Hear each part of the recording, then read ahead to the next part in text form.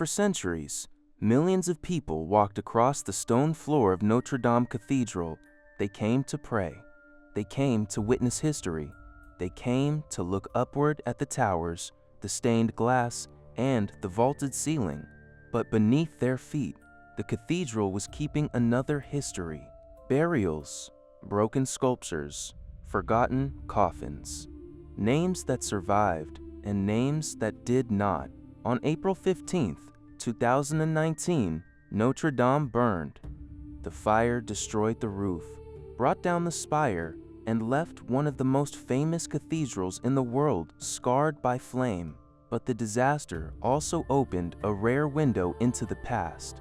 Before the cathedral could be fully rebuilt, archaeologists were allowed to examine areas beneath the floor that had rarely been disturbed. Near the heart of Notre Dame, they found two coffins made of lead. One belonged to a wealthy churchman. His name had survived. The other coffin was different. No clear name, no obvious inscription. Inside was the skeleton of a man who had died in the 16th century. His skull had been sawn open. His body had been embalmed. Flowers and leaves had been placed around him, and his bones showed that he had spent much of his life on horseback. For more than 4 centuries, Notre Dame had protected his body. But somehow, it had lost his name. This is the mystery of the horseman beneath Notre Dame. Notre-Dame de Paris is not only a cathedral, it is a monument layered over nearly 2,000 years of history. The island where it stands, the Ile de la Cité, was occupied long before the Gothic cathedral rose over Paris. Beneath Notre Dame itself, history did not disappear. It accumulated. Notre Dame was a sacred building, but it was also a burial place. Clergy, patrons, and privileged members of society could be buried within its walls. To rest beneath the floor of Notre Dame was not ordinary. It meant status. It meant connection. It meant someone believed your body deserved a place inside one of the most important churches in France. After the 2019 fire, restoration became urgent. The fallen spire had to be rebuilt. Massive scaffolding had to be installed. But before certain parts of that work could begin, archaeologists needed to examine what was underneath. In early 2022, excavation began near the crossing of the transept, where the long body of the cathedral meets its arms.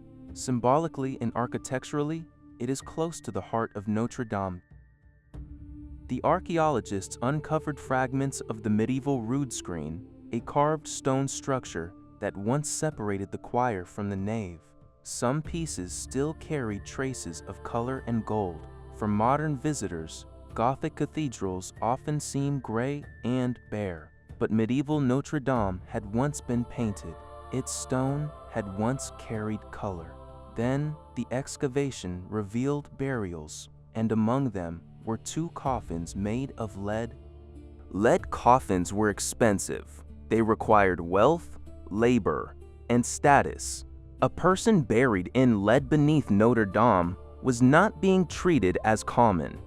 The first coffin identified itself. An epitaph named the dead man as Antoine de La Porte. He had been a canon of Notre Dame, a senior churchman connected directly to the cathedral. He died in 1710, in his 80s.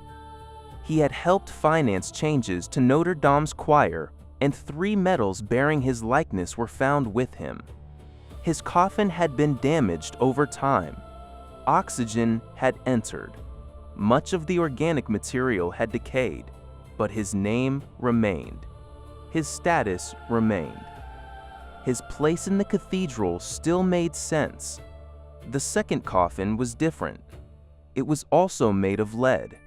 It was shaped around the outline of the body inside, but it carried no clear identifying inscription. No name, no simple explanation.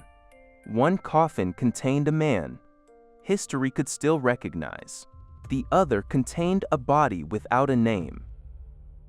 The coffins were taken to the Forensic Institute at Toulouse University Hospital. There, specialists opened them under controlled conditions. They had to protect themselves from the lead. They also had to protect the remains from contamination.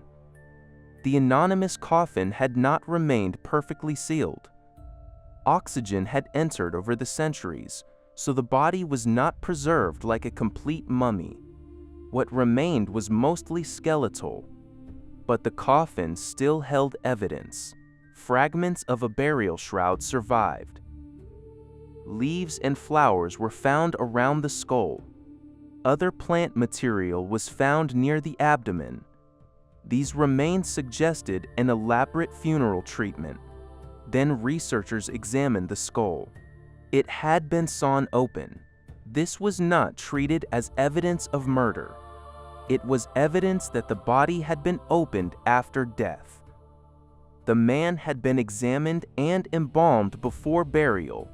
Combined with the lead coffin and the location inside Notre-Dame, the treatment suggested someone of high rank, an aristocrat, a powerful church-connected layman, or someone whose death mattered enough for others to preserve him with unusual care. The dead man was no longer completely silent. His bones were beginning to speak. The skeleton belonged to a male who died in his 30s, or at least within his 4th decade of life. He was younger than many of the high-status figures buried inside the cathedral. His bones also showed signs of a life spent riding, not casually, not occasionally. From a young age, the pattern was strong enough that researchers nicknamed him the Horseman. His skeleton also showed signs of serious disease. Researchers identified bone tuberculosis. They also concluded that he had suffered from chronic tuberculous meningitis. His final years may have been painful. He appears to have lost teeth rapidly near the end of his life. Piece by piece, a profile emerged, a 16th century man, dead in his 30s, a lifelong horseman, severely ill, opened and embalmed after death, buried in lead, placed near the heart of Notre-Dame, yet somehow his name was gone. If history had preserved a record of such a man, researchers needed to find it. And one missing name began to stand out: Joachim du Bellay. Joachim du Bellay was one of the major poets of the French Renaissance. He was born into a noble family in the early 16th century. He became part of Les Plégiers, a group of writers who wanted to prove that the French language could stand beside the literature of ancient Greece and Rome. Du Bellay wrote about exile, longing, ruins, lost greatness.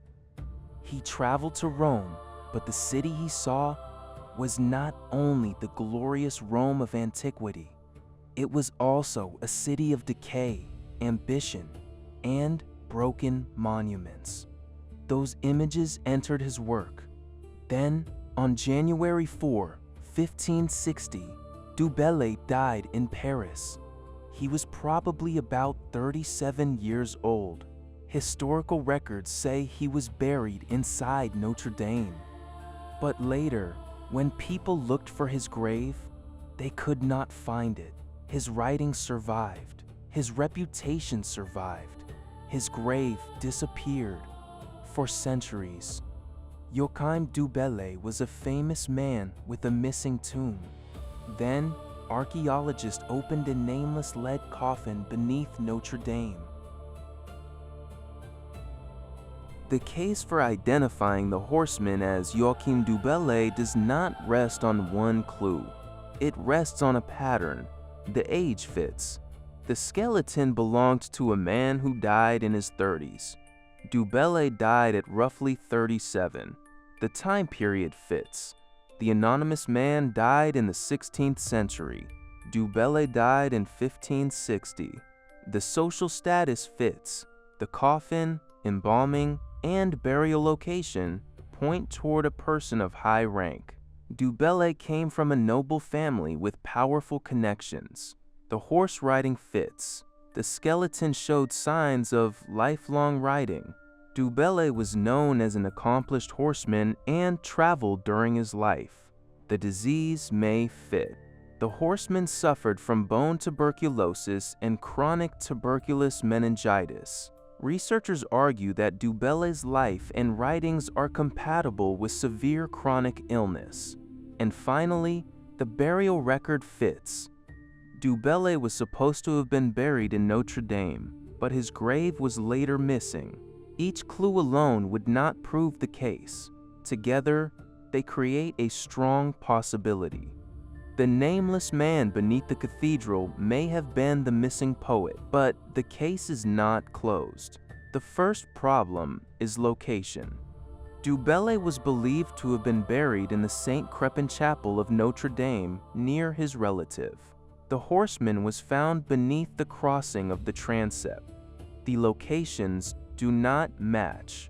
Researchers have proposed possible explanations. Maybe his first burial was temporary. Maybe the coffin was moved later. Maybe his remains were transferred after his reputation grew. But no document has settled the question. The second problem is chemical evidence. Analysis of the teeth and bones can suggest where a person grew up. Some evidence has pointed toward the Paris or Lyon regions. Du Bellay was born in Anjou. Supporters of the identification argue that this does not necessarily disprove the case, because his childhood may have involved family connections elsewhere, but it remains a point of tension. The third problem is simple. There is no name on the coffin, no inscription, no unmistakable marker. No definitive DNA comparison publicly proving that the skeleton belongs to Joachim du Bellay. The mystery remains open. The horseman may be Du Bellay, or he may be another high-status man of the 16th century whose name has vanished completely, an aristocrat, a court figure, a church-connected layman, someone important enough to be embalmed, sealed in lead, and buried beneath Notre-Dame, but not remembered clearly enough to be identified 500 years later. Notre-Dame is often treated like a monument frozen in time, but beneath its floor, the cathedral tells a different story. It changed. It was rebuilt. Its interior was altered. Its sculptures were broken. Its graves were reused. Its dead were moved. Some records survived in stone. Some survived in metal. Some survived in bones. Some were erased by renovation, fire, time, and human forgetfulness. The horseman's body preserved details no document had kept. His bones remembered the horse. His skull remembered the blade. His coffin remembered wealth. The flowers remembered ceremony. The disease remembered suffering. Notre-Dame remembered where he had been placed, but none of them preserved his name. If the horseman is Joachim du Bellay, then the story carries a strange symmetry. A poet who wrote about ruins and vanished greatness became a mystery, hidden beneath one of Europe's greatest cathedrals. A man who helped defend the French language lost the one word that mattered most in death: his own name. But if the horseman is not Du Bellay, the story may be even darker, because then he is someone else, someone once important enough to be buried near the heart of Notre-Dame, someone whose family, rank, and funeral all suggested importance. And yet, history still forgot him. The fire of 2019 did not reveal the coffin directly, but the reconstruction that followed gave archaeologists the chance to look beneath the cathedral. There, under the stone floor, they found two dead men. One was named, one was not. And after more than 4 centuries, the anonymous horseman beneath Notre Dame still waits for history to decide who he was. If this story was worth remembering, leave a like and subscribe to Red Horizon Archives.